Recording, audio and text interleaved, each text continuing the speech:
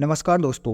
तो फाइनली आपके कनिष्ठ अनुदेशक की जो वैकेंसी है वो आपकी जारी हो चुकी है। तो जैसा कि आप देख सकते हैं इस विज्ञापन में ये आपके दिनांक 5/3/2024 को आपकी जारी हो चुका है। तो दोस्तों हम इस वीडियो में यह डिस्कस करने वाले हैं कि जो राजस्थान कर्मचारी चयन बोर्ड के द्वारा जो ये वैकेंसी निकाली गई है, इस वैकेंसी में आपके कौन कौन पद ये फॉर्म आपके भरे जाएंगे, इसके लिए योग्यता क्या चाहिए, कौन इस फॉर्म को भर सकता है, कौन नहीं भर सकता है। ओके दोस्तों, तो इसकी सारी जानकारी हम इस वीडियो में देखने वाले हैं। और दोस्तों यदि इसका आपको पीडीएफ चाहिए, इसका जो पीडीएफ है इस नोटिफिकेशन का, वो आपको हमारे टेलीग्राम पर मिल जाएगा। तो आप टेलीग्राम चैनल को जरूर ज्वाइन करें, क्योंकि हम टेलीग्राम चैनल पर बहुत सारे क्वेश्चन, बहुत सारी पीडीएफ और बहुत सारी अन्य जानकारी भी उस पर डाल देते हैं। तो ओके दोस्तों, तो आप टेलीग्राम चैनल जरूर ज्वाइन करें। तो सबसे पहले देख लेते हैं हम कि टोटल वैकेंसीज कितनी है। तो ये जो वैकेंसी है वो जैसा कि आप देख सकते हैं कौन सी वैकेंसी है, तो कनिष्ठ अनुदेशक के विभिन्न पदों पर तो ये भर्ती की जाएगी, और ये जो भर्ती की जाएगी वो आपकी सीधी भर्ती की जाएगी। ओके, तो इसमें डायरेक्ट रिक्रूटमेंट आपका किया जाएगा। ओके, उसके बाद देख लेते हैं कौन सा पद कहाँ पर आपको दे रखा है। तो सबसे पहले आपको बता देते हैं कि जो गैर अनुसूचित क्षेत्र है, मतलब नॉन टीएसपी जो क्षेत्र है, उसके लिए जो आपके पोस्ट है वो टोटल आपकी 551 पोस्ट है। 591 आपके टोटल पोस्ट इसमें रखी गई है। देन आपके अनुसूचित क्षेत्र की अगर बात करें, हम टीएसपी की बात करें, तो टीएसपी में आपके 88 पोस्ट रखी गई है। उसके बाद यदि हम टोटल पोस्ट की बात करें, तो टोटल जो पोस्ट है वो आपकी 679 है। ओके, तो 679 आपके टोटल इसमें पोस्ट है। ओके, अब हम अलग अलग पद की बात कर लेते हैं, अलग अलग पद आपको कितने रखें। यदि हम कनिष्ठ अनुदेशक की बात करें, जिसमें कंप्यूटर प्रयोगशाला देख की जो पोस्ट है उसके लिए आपके टोटल पद रहने वाले हैं आपके 202 रहने वाले हैं। उसके बाद यदि हम बात करें कनिष्ठ अनुदेशक रोजगार योग्यता कौशल वाले ट्रेड की, तो इसमें आपके जो टोटल पद रहने वाले हैं वो 158 रहने वाले हैं। देन आपकी तीसरी बात करें तो कनिष्ठ अनुदेशक अभियांत्रिकी जो ड्राइंग होता है उसमें आपके 100 पद है। देन कनिष्ठ अनुदेशक कार्यशाला गणना एवं विज्ञान के जो पद है वो टोटल आपके कितने पद दे रखे हैं, 219 पद दे रखे हैं। ओके दोस्तों, तो टोटल पद आप दे सकते हैं, टोटल 679 इस पे पद हो जाते हैं। उसके बाद आपको अभ्यर्थियों तो कुछ दिशा निर्देश दे रखे हैं कि आपको आवेदन कैसे कर सकते हैं। तो दोस्तों आपको जैसा कि पता होगा कि आप अपने एसएसओ आईडी पर जाके ये आवेदन कर सकते हैं। एसएसओ आईडी पर आवेदन करने के लिए आपको क्या करना पड़ेगा, एक ओटीआर करना पड़ेगा। ओटीआर का मतलब क्या होता है, तो वन टाइम रजिस्ट्रेशन होता है। ये अगर आप एक बार कर लेते हैं, इसमें एक बार फीस देने के बाद आप राजस्थान का कोई भी एग्जाम का फॉर्म भर सकते हैं। तो टाइम रहते आप ओटीआर कर लें, क्योंकि अभी क्या हुआ था दोस्तों, जब पशु परिचय का जो एग्जाम फॉर्म निकला था उसमें बहुत सारों का ओटीआर नहीं था, और यदि ओटीआर था तो उनका जो आधार था वो वेरीफाई नहीं था। तो इसलिए आप समय रहते पहले ही ये चीज़ें कर ले, ताकि आपको में प्रॉब्लम्स नहीं आए। ओके, तो आप जैसा कि यहाँ देख सकते हैं, यहाँ लिख रखा है कि आधार कार्ड सत्यापन जरूरी है। ओके, अब हम देख लेते हैं कि इसके लिए योग्यता चाहिए जो कि मेन है। ओके, तो इसके नीचे की तरफ जाएंगे तो आपको योग्यता वाला एक सेक्शन दिखेगा। ओके, हम और नीचे की तरफ जाएंगे तो ये जैसा कि आप देख सकते हैं कि इसमें पदों का विवरण दे रखा है। ओके, जितने भी आपकी 4 प्रकार की वैकेंसी है उसमें चारों में आपके पदों का विवरण दे रखा है। ओके, तो नीचे की तरफ आएंगे तो दोस्तों ये और भी दिशा निर्देश इसमें दे रखे हैं, जो कि अगर आप में से कोई है तो वो आप इसमें देख सकते हैं। जैसे कि अगर कोई व्यक्ति उत्कृष्ट खिलाड़ी है तो अगर कुछ है तो वो इसमें से सारे प्रावधान देख सकता है। अब हम डायरेक्ट बात करेंगे इसमें आपकी योग्यता से रिलेटेड। ओके, तो जैसे कि वेतनमान अगर आपको देखना हो तो वेतनमान इसमें जो दे रखा है वो दे रखा है L-7 का, और L-7 का दोस्तों जो वेतन होता है वो बहुत ही ज़्यादा होता है। ओके, तो ये L-7 के जो इसमें निर्धारित किया गया है, पे मैट्रिक्स आपके लेवल जो इसमें निर्धारित किया गया है। ओके, तो पात्रता में योग्यता की बात करते हैं तो सबसे पहले आपके दे रखा है कनिष्ठ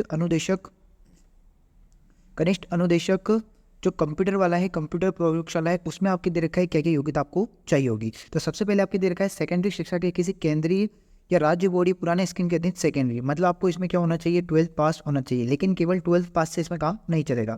उसके बाद आपके नेक्स्ट ऑप्शन इसमें दे रखा है तकनीकी। ठीक है, तो इसमें क्या दे रखा है, आपकी ये वाला तकनीक वाला दे रखा है। तो इसमें क्या क्या चाहिए आपको, तो जैसा कि आप देख सकते हैं किसी मान्यता प्राप्त विश्वविद्यालय से, बोर्ड से, व्यवसाय में स्नातक होना चाहिए, मतलब आपका ग्रेजुएशन होना चाहिए, या तो कंप्यूटर विज्ञान में हो सकता है, अभियांत्रिकी में हो सकता है, प्रौद्योगिकी में हो सकता है, मतलब आपके टेक्नोलॉजी में हो सकता है, या कंप्यूटर एप्लीकेशन में हो सकता है। तो अगर कोई आपका नॉर्मल ग्रेजुएशन है, बीएससी एमए वगैरह है, नॉर्मल आपके बीएससी बी वगैरह है, तो आप इसमें फॉर्म नहीं भर सकते। अगर आपका कंप्यूटर विज्ञान में अगर आपका सब्जेक्ट था, अभियांत्रिकी में था, प्रौद्योगिकी स्नातक था, कंप्यूटर एप्लीकेशन में या कंप्यूटर एप्लीकेशन में स्नातक आपने ग्रेजुएशन किया है, तभी आप इसमें फॉर्म भर सकते हैं। या फिर आपने इसमें किसी से भी आपका अगर डिप्लोमा किया है प्रौद्योगिकी में 3 वर्ष का, इससे रिलेटेड आपने अगर कोई भी डिप्लोमा किया है तभी आप ये फॉर्म भर पाएंगे। इसके अलावा अगर आपके देखते हैं कंप्यूटर ऑपरेटर या हो सकता है, ये या का मतलब होता है कि इनमें से या मतलब या तो या होनी चाहिए या ये फिर या होनी चाहिए। ओके, या फिर आपने राष्ट्रीय टेट प्रमाण पत्र या राष्ट्रीय शिक्षुता प्रमाण पत्र हो आपके पास। अब दे रखा है यहाँ पे दोस्तों, ध्यान से देखोगे तो यहाँ दे रखा है अनिवार्य अर्हता। अनिवार्य अर्हता का मतलब है कि ये योग्यता तो आप में होनी ही होनी चाहिए। तो आप देख सकते हैं कि कंप्यूटर सॉफ्टवेयर एप्लीकेशन ट्रेड में राष्ट्रीय शुल्क अनुदेशक अगर आपके पास प्रमाण पत्र है तभी आप ये फॉर्म भर सकते हैं। इसका मतलब होता है NCIEC। ओके, नेक्स्ट देखते हैं आपके अनुभव जो वैतनिक होता है ये, इसमें आपको क्या करना पड़ता है, किसी मान्य प्राप्त विश्वविद्यालय से 1 वर्ष का आपको क्या होना चाहिए, ये आपको अध्यापन का नॉलेज होना चाहिए। जैसे कि आप देख सकते हैं, अगर ये आपको नॉलेज होगा तभी आप ये फॉर्म भर पाएगा। ठीक है, तो ये किसके लिए था, तो ये दोस्तों ये जो था आपके ये कनिष्ठ अनुदेशक कंप्यूटर प्रयोगशाला वाली जो वैकेंसी, इसके लिए अर्हता आपकी रखी गई है। उसके बाद हम नेक्स्ट वैकेंसी देखते हैं जो कनिष्ठ अनुदेशक की है, कनिष्ठ अनुदेशक की है, जिसमें आपके दे रखा है रोजगार, योग्यता और कौशल से संबंधित ये वैकेंसी आपकी है। तो इसमें आपके दे रखा है कि क्या क्या होना चाहिए, तो इसमें आपके होना चाहिए भारत में विधि द्वारा स्वीकृत विश्वविद्यालय अनुदान द्वारा मान्यता जैसे व्यापार प्रबंधन में स्नातकोत्तर, मतलब आपका क्या होना चाहिए, कुल मिलाकर आपका क्या होना चाहिए, ये MBA होना चाहिए, तभी आप इसमें फॉर्म भर पाएंगे। ओके, नेक्स्ट अगर आपके पास ये नहीं है तो आप इसमें से क्या हो सकता है, किसी भारत में विधि द्वारा स्थापित विश्वविद्यालय से BBA हो सकता है आपका, या फिर आपके मान्यता प्राप्त विश्वविद्यालय से किसी शाखा में स्नातक हो सकता है विधि द्वारा स्थापित। ठीक है, और या किसी शाखा में आपके डिप्लोमा हो सकता है। अब ये तो या में था, अब आपके दे रखा है और में, तो और में क्या क्या होना चाहिए, आपके 12वीं के बाद आपका डिप्लोमा होना चाहिए, उसके बाद DGT संस्थान रोजगार कौशल लघु उद्योग के लिए आपने OTT प्रोग्राम पाठ्यक्रम किया हो, तभी आप इसमें फॉर्म भर सकते हैं। किसके लिए, तो आप रोजगार कौशल योग्यता कौशल वाली जो वैकेंसी है इसमें आप फॉर्म भर सकते हैं। ओके, नेक्स्ट देखते हैं, इसमें वापस से अनुभव वेतनिक दे रखा है आपको, जिसके लिए आपको 2 वर्ष का क्या होना चाहिए, ये स्नातक इसमें होना चाहिए, जो अनुभव होना चाहिए वो इसमें दे रखा है। ठीक है, देख सकते हैं कि आप यहाँ पर भी क्या मांगा गया है, तो यहाँ पर भी आपकी ये या में डिप्लोमा माना गया है।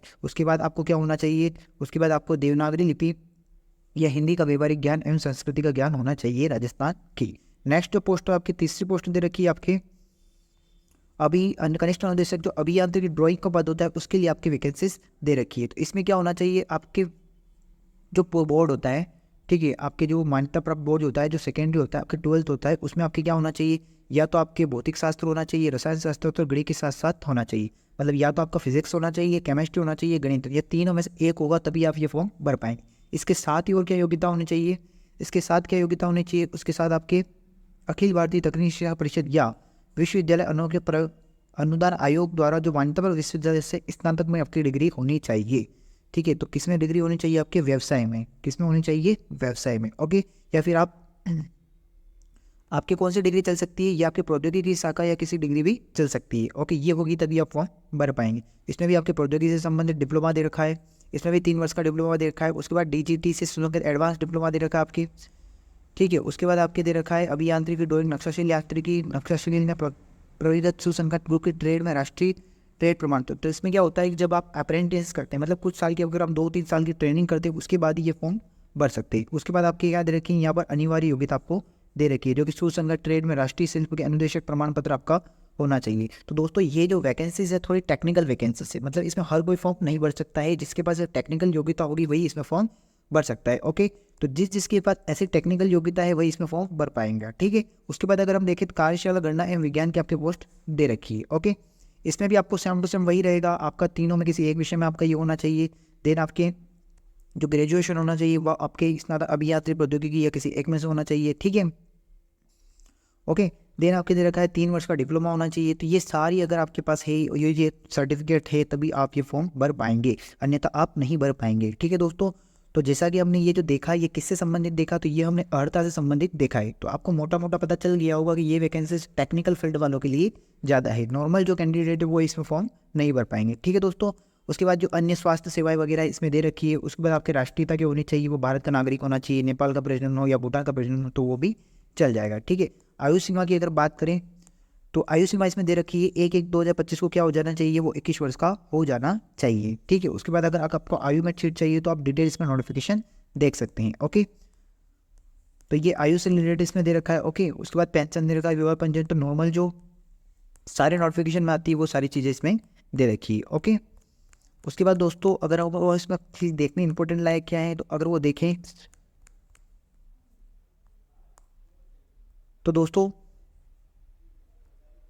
आई होप आपको सारी जानकारी पसंद आई होगी। अगर आपको ये जानकारी पसंद आई तो आप हमारे चैनल को सब्सक्राइब कर लें, ताकि आने वाली ऐसी ही जानकारी आपको मिल सके। और हमारे जो टेलीग्राम चैनल उसको आप जरूर ज्वाइन करें, क्योंकि हम हमारी सारी इन्फॉर्मेशन एग्जाम से रिलेटेड डालते रहते हैं। तो दोस्तों अगले वीडियो में मिलते हैं, तब तक के लिए थैंक यू सो मच।